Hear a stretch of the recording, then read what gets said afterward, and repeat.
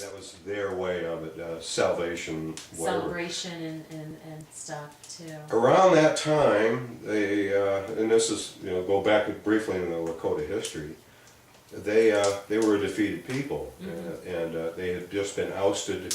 They were originally a woodland tribe up around Wisconsin, Minnesota area, and they had been ousted by the Ojibwe and a couple of other tribes, and chased out of the woods out into the plains. And this is before they became the great buffalo hunters and horse people. They were struggling. They were struggling for survival. Right. They were completely uncharted territory. Their hearts were on the ground because they'd been defeated. Yeah. And along came White Buffalo Calf Woman. And she came, and the story goes, there were two brothers out hunting one day, and along came this vision of a woman in an apparition of a whirlwind of dust, and the whirlwind went away. There stood the woman in white buckskin, just a beautiful woman. And the first brother looked upon her with lust in his heart, and he was instantly struck down and reduced to bones. And then the other brother approached her with reverence in his heart, and she greeted him, and he took her to the chief of the tribe. Right. And the chief's name was Standing Hollow Horn at the time, and it occurred up in the Cheyenne River area, up in Wyoming, and she presented the pipe with the people along with the 7 sacred ceremonies to go with it. One is the sweat lodge, the other one is the vision camp. Another one is the sun dance. Okay, there was one called the hunkapi, or the making of relatives. Right. There's another one of when a woman goes through her from girlhood to womanhood. And then there's another one of the keeping of the soul. After somebody dies, it releases their spirit. And so those are the 7 sacred ceremonies.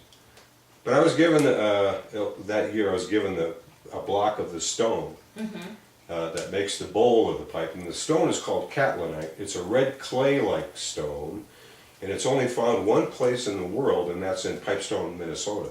Oh, okay. And it's called catlinite. Now, isn't that a Lakota name as well? Yeah, the word Minnesota is a Lakota word. Right, right. It's a Minnesota. Mini is water, and Sota is the color of the sky. Oh, beautiful. Yeah, water the color of the sky. That's what Minnesota means. Oh, okay. Which is the blue that we see. Yeah. The Ham's beer commercial, "From the land of sky blue waters," which was brewed in Minnesota. So okay. Yeah, so I didn't know that. Yeah, okay. So, Yeah. see, there's method to this Indian stuff, but anyway. There always is. They're very connected to the earth and to all of nature and the animals, and they have a wonderful, great grounding of their own spiritual truth, and I think that's just so beautiful. Well, it's very earth-based. They lived out in it. They lived out in nature. They lived in teepees. And they grew from the earth. And they were nomadic. They worshipped, the all of Mother Earth. It wasn't really worship. It was more of an honor. Honoring. Yes, very good. That's a better word. Yes. Yeah, honored everything. Honored the 4 directions and the medicine that comes from each direction. Right. Honor the earth. Honor the grandfather sky, grandmother earth. They call it grandmother and grandfather now. Yeah. It used to be mother earth and father sky, but now we're in the 7th generation. And this is what my Uncle David taught me. He said we call them grandmother and grandfather now because we're in the 7th generation. And there's a whole, we can go on about that. But let's talk about the sun dance. Now, you used to do drumming. You did drumming for the sun dance and stuff. I started out as a drummer. All my life I've been a drummer. I've been a rock drummer. I was a drummer in marching bands. Yeah. All my life.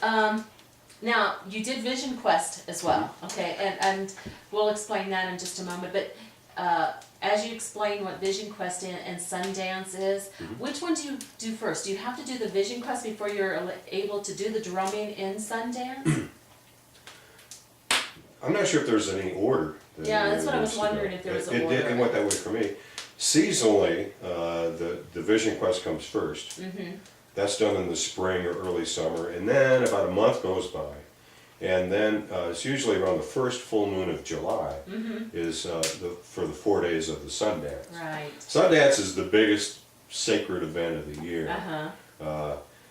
Vision Quest is a personal thing. And I'm going to get into that first because I did truly experience that firsthand.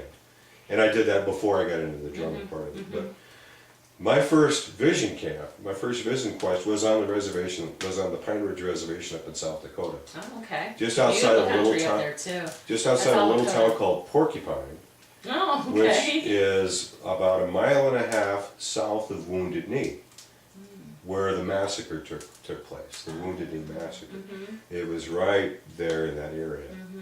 And I went there with 2 other men from Gunnison, Colorado. We were the Pahashka Oyate. We were we were the White Mountain people.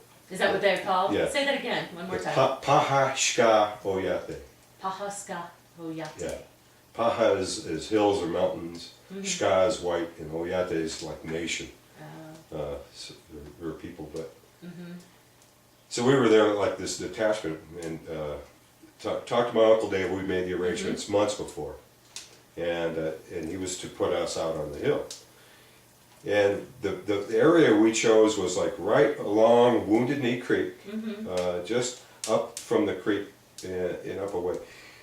And you basically spend 4 days with no food, no water, with a pipe, praying with a pipe. So after I made the bowl of the pipe with this from the stone, I did that with my own hands, and fashioned it into the bowl of the pipe. And I got the stem. The stem was gifted to me, and it became the pipe. And before I could pray with it or use it in any ceremony, it had to be activated. And to activate it, and this is all strictly Lakota tradition. To activate it, you have to go on the hill and you fast and pray with it. So you load it. You load it and you're sweated 2 rounds in the sweat. Load the pipe, and then they take you out on the hill. And now let's clarify, what is load the pipe? What are you loading the pipe with? Tobacco. Yeah. Okay. It's Just to no making sure drugs, people, it's no not, drugs are ever used. it's not marijuana or anything There else. have never been drugs or alcohol in the Lakota way, not until the white man showed up. See, you know, and I think that's a great point to make, because you talk nowadays, people talk about loading the pipe, they're thinking of other things, not just tobacco. It's strictly tobacco, and again, that was the stuff that was dear to them. Sacred. Sacred. Tobacco is sacred. Right. You give tobacco whenever you do anything. If you want to talk to my uncle about some sort of spiritual matter, you approach him with tobacco. Right, because that's when I did the Sweat Lodge, the guy that invited me to come, he told me, he goes, bring some cigarettes. Yeah. Bring cigarettes, and give it to, I can't remember what the person that's doing the Sweat Lodge, they have a special name, he was the leader. The leader, intercessor. Okay, to give to him. Man that pours the water. Right, the man pours the water. Pouring the water, he's doing the chanting in the Lakota language and stuff, and he said bring cigarettes that's an offering to him. Right, right. So that was the first vision quest, and it was a huge camp. There must have been probably 300-400 people there, supporters, and then the people going out. David runs a big camp, and he did back then. But the area we chose was really an area that very few of the Indians themselves wanted to go. Right. Because of all the stuff that happened at Wounded Knee.